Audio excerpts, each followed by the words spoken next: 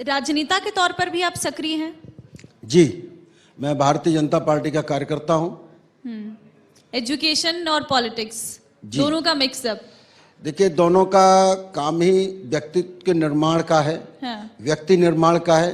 विद्यालय से भी जो विद्यार्थी विद्यालय में शिक्षा पाता है वह वहां से अपने निर्माण की प्रक्रिया को शुरू करता है। और देश के लिए आज भारत विश्व के अंदर बढ़ता हुआ देश है। भारत 65% युवाओं का देश है। इसलिए यह शिक्षण संस्थाओं की भी जिम्मेदारी बन जाती है कि आने वाली चुनौतियों के लिए और बढ़ते हुए भारत के लिए हम किस तरह के विद्यार्थी तैयार कर रहे हैं। आज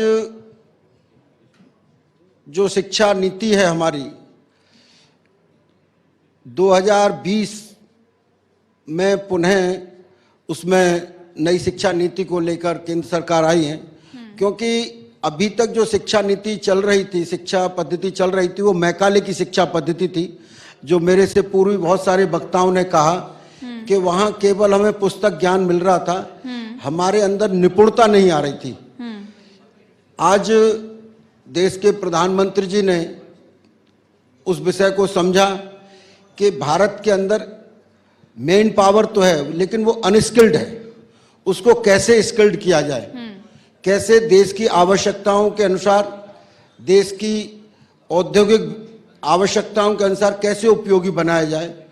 उसके लिए नई शिक्षा नीति में प्रावधान है कि वह अपनी शिक्षा के साथ साथ अपने आप को स्किल्ड करें, अपने आप को रोजगार के लिए अपडेट करें, ताकि वह शिक्षा अपनी पूर्ण करने के साथ साथ वह रोजगार भी प्राप्त कर सके, अपनी आर्थिक व्यवस्थाओं को मजबूत कर सके।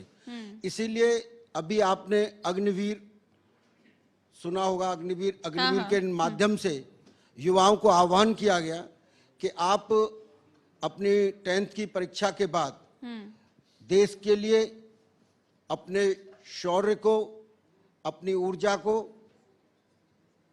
सेना के माध्यम से उपयोगी करें, और उसके बाद जो उनका 5 साल 6 साल का अपना टेन्योर है, उसके बाद आप अपने अन्य कार्यों के लिए अपने आप को प्रस्तुत कर सकें।